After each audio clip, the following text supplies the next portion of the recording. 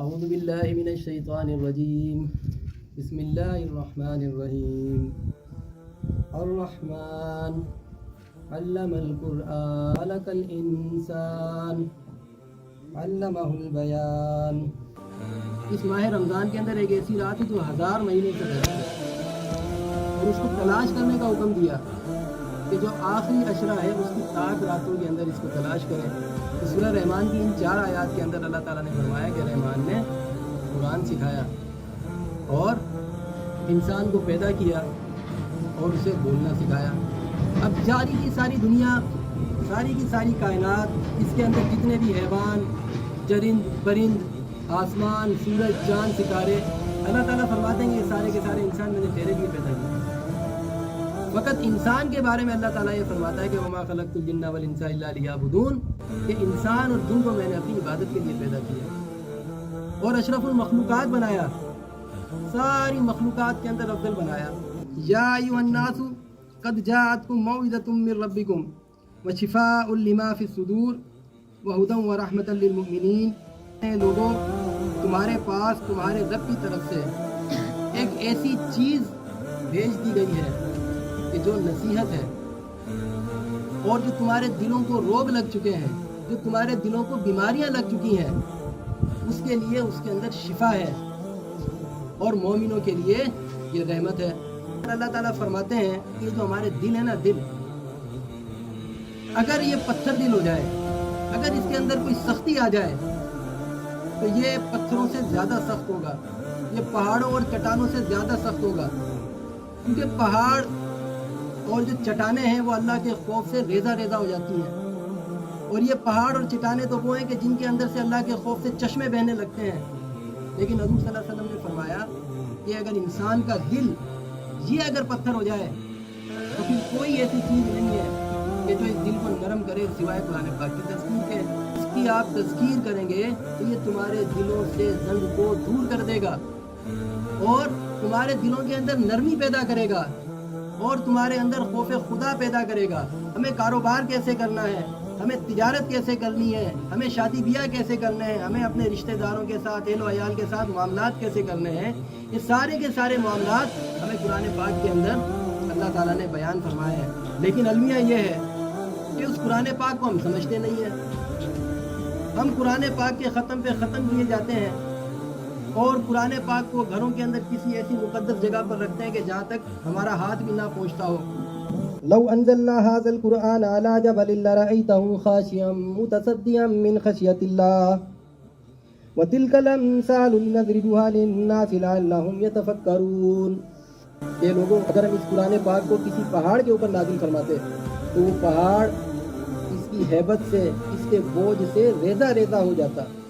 اللہ تعالیٰ آگے فرماتے ہیں کہ غور و فکر کرنے والوں کے لیے اس کے اندر مثالیں ہیں۔ بظاہر دنیا کے اندر نظر آتا ہوگا کہ یہ اہل ایمان غریب ہے، فقیر ہے، دنیاوی مشکلات ضرور ہوں گی، لیکن یہ میرے اور آپ کا تجربہ بھی ہے کہ اس دنیا کے اندر جو سب سے زیادہ مطمئن نیند سوتے ہیں وہ یہی فقیر اور درویش لوگ سوتے ہیں کہ جن کے دلوں کے اندر قرآن پاک محفوظ ہے۔ قرآن پاک کے ہمارے اوپر کچھ حقوق ہیں۔ سب سے پہلا حق، 5 حقوق اللہ تعالیٰ نے، اللہ کے نبی صلی اللہ علیہ وسلم نے فرمایا کہ قرآن پاک کے انسان کے اوپر 5 حقوق ہیں۔ پہلا حق یہ ہے کہ انسان اس کے اوپر ایمان لے کر آئے، اقرار باللسان اور تصدیق بالقلب، زبان سے اقرار کرے اور اپنے دل سے اس کی تصدیق کرے۔ ایسا تصدیق کا مطلب یہ کہ اس کے اندر جتنے احکامات جس کو ہم نے مننا ہے قبول بھی کرنا ہے۔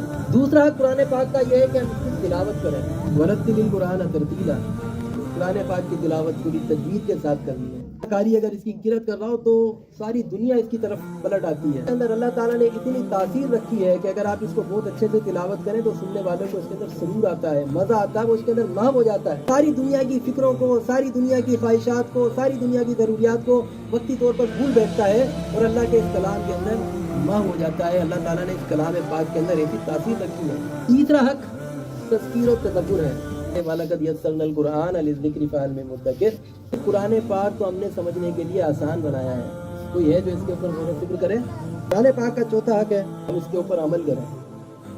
اس کے اوپر عمل کرنا، صرف پڑھنا کافی نہیں ہے، اس کو سمجھنا اور پھر سمجھ کے اس کے ساتھ اس کے اوپر عمل کرنا۔ قرآن پاک بیسیکلی انسانوں کی رہنمائی کے لیے آئی ہے، इंसानों को जहन्नम की आग से बचाने के लिए अल्लाह ताला ने नाज़िल फरमाया। कुरान पाक के बेशुमार मौजूदे हैं कि कुरान पाक को आप जिस मकसद के लिए पढ़ोगे अल्लाह ताला वो मकसद तुम्हारा पूरा करेगा।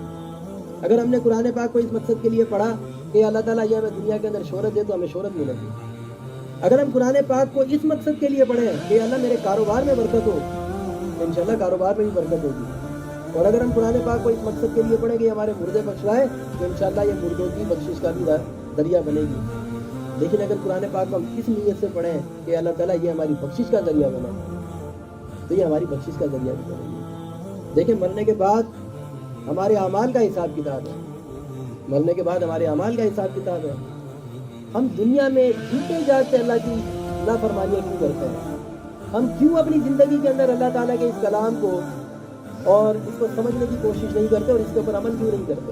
जब मैं जिंदा हूँ और मुझे पता है कि एक दिन मुझे मरना है, और मुझे पता है कि मुझे मरने के बाद उस कब्र के अंदर अकेले जाना है, और मुझे ये भी पता है कि अल्लाह ताला ने क़यामत के दिन मेरा हिसाब भी लेना है, तो मैं क्यों ना इस दुनिया के अंदर अपनी ज़िंदगी के अंदर अल्लाह ताला के इस कलाम को अपना लूँ। और इस फतुमिनून बिबाज़िल किताब व तकफुरून बिबाज़, कुछ लोग वो हैं कि जो इस किताब की कुछ हिस्सों को तो आप इसको मानते भी हैं, लेकिन कुछ हिस्सों के ऊपर उसका कुफर करते हैं, उसका इनकार करते हैं। एक सूद हराम अल्लाह ताला ने करार दिया, लेकिन लोग करते हैं, हमारे मुसलमान करते हैं। आखिरी है कुरान पाक का ये है, कुरान पाक को सारी दुनिया तक कहना। हज़रत सल्लल्लाहु अलैहि वसल्लम रिवायात में आता है कि मुझे 1.25 लाख सहाबा वहाँ तो गवाह बनाकर कहा कि क्या मैंने तुम तक अल्लाह के पैगाम को पहुँचा दिया। नबी सल्लल्लाहु अलैहि वसल्लम ने 3 बार उन सहाबा को मुखातिब करके यही बात दोहराई, और सहाबा किराम ने यही जवाब दिया कि अल्लाह के नबी, आपने सिर्फ पैगाम नहीं पहुँचाया बल्कि इसको पहुँचाने का हक अदा कर दिया। तो फिर आप सल्लल्लाहु अलैहि वसल्लम ने और फिर आप सल्लल्लाहु अलैहि वसल्लम सहाबा किराम से मुखातिब हुए और फरमाया कि मेरे पास भी नबी नहीं आएगा। ये तुम्हारी जिम्मेदारी है, सबकी ये जिम्मेदारी है कि वो अल्लाह ताला के इस कलाम को, अल्लाह ताला की इस किताब के पैगाम को हर उस शख्स तक, हर उस जगह तक पहुँचाए जहाँ तक ये कलाम और ये किताब नहीं पहुँची। अरसलहू बिल हुदा व दीनिल हक़ लियुज़हिरहु अला दीनि कुल्लिही वलौ करिहल काफ़िरून। आए काफिरों को ये बात कितनी नागवार गुजरे, अल्लाह के दीन को गालिब होकर रहना है। अल्लाह ताला के नबी ने 17 जंगें लड़ी इस चीज़ के लिए, इस कलमे की, इस किताब की, दीन की सब लड़ी है। नहीं देते थे, हम तुमको सरदार मानने को तैयार हैं, हम तुमको हमारा सब कुछ मानने को तैयार है, लेकिन हमारे बुतों को तो आप बिता ना जाए। कि नबी सल्लल्लाहु अलैहि वसल्लम का एक ही जवाब होता था कि मेरे एक हाथ में चाँद रखते हैं, एक हाथ में सूरज रखते हैं, मैं किसी एक चीज़ को अल्लाह के शरीक नहीं करार दे सकता। अल्लाह ताला का सादा सा कानून है, दुनिया की ज़मामेकार अल्लाह ताला उसी के हाथ में देते हैं जो दुनिया को चलाने की अहलियत रखते हैं। जब हमने दुनिया को चलाने की अहलियत खो दी, अल्लाह ताला ने हमसे दुनिया की ज़मामेकार छीन ली। इंशाअल्लाह वो वक्त दूर नहीं कि जब अल्लाह ताला दोबारा इस दीन को और इस्लाम को गलबा अता फरमाएंगे और एक बार दोबारा इस सारी की सारी दुनिया के ऊपर इस्लाम का गलबा होगा। इंशाअल्लाह वो दिन दूर नहीं है, लेकिन उसके लिए हमें तैयारी करने की ज़रूरत है। और हमारे लिए तैयारी का वाहिद जरिया ये कुरान है। वाहिद जरिया हमारे पास यही कुरान है, अल्लाह पाक की एक किताब है कि जिसके अंदर हमारे पास सारे के सारे वही अहकामात मौजूद है 14 साल पहले इन सहाबा ने जिनको अपनाया और वो दुनिया के इमाम बन गए। जब हम इस दुनिया के अंदर दोबारा से इक़्तिदार हासिल करना चाहेंगे, अल्लाह के दीन को गलबा देना चाहेंगे, तो हमें रास्ता इसी कुरान के ज़रिए मिलेगा, अल्लाह के रसूल की हदीस के ज़रिए मिलेगा, सहाबा किराम के तरीक़े के ज़रिए मिलेगा। तो मेरे प्यारे भाइयों और दोस्तों, आज का यही हमारे ऊपर पैगाम है। ये तो अल्लाह पाक की किताब है, इसको अपने सीनों के साथ लगाएं, इसको समझें, इसके ऊपर अमल करें और इसका जो पैगाम अल्लाह ताला ने हमारे पर फर्ज करार दिया है वो सारी दुनिया तक पहुंचा दें। हज़रत सल्लल्लाहु अलैहि वसल्लम ने फरमाया कि ये जो लोग हैं ये परवानों की सूरत है और आग की तरफ बढ़े जा रहे हैं, और मैं इनको पीठ से पकड़ के पीछे खींच रहा हूँ आग को। इतनी फिक्र थी कि ये लोग जो आग की तरफ जा रहे हैं उनको अल्लाह के नूर से मुनव्वर करके इनको इस आग से बचाएं। वो आग का तज़किरा नारे जहन्नम का तज़किरा है। तो ये मेरी और आपकी भी जिम्मेदारी बनती है कि दुनिया के अंदर सबसे पहले अपने आप को और अपने अहले वयाल को नारे जहन्नम से बचाएं। अल्लाह ताला को वालेकुम नारा बचाओ अपने आप को और अपने अहले वयाल को नारे जहन्नम से। तो ये मेरी और आपकी जिम्मेदारी है कि सबसे पहले हम अपनी जात को, अपने आप को जो है वो अज़ाब जहन्नम से बचाएं, फिर मेरे अहले वयाल, جو میرے رشتہ دار ہیں ان کو عذاب جہنم سے بچائیں، اور اس کے بعد جو ہمارے سراؤنڈنگ میں ہمارے آس پاس جتنے بھی لوگ ہیں ان کو ہم عذاب جہنم سے بچائیں۔ اور عذاب جہنم سے بچنے کا طریقہ اس قرآن پاک کے اندر موجود ہے، آپ صلی اللہ علیہ وسلم کی سیرت کے اندر موجود ہے۔ وآخر دعوانا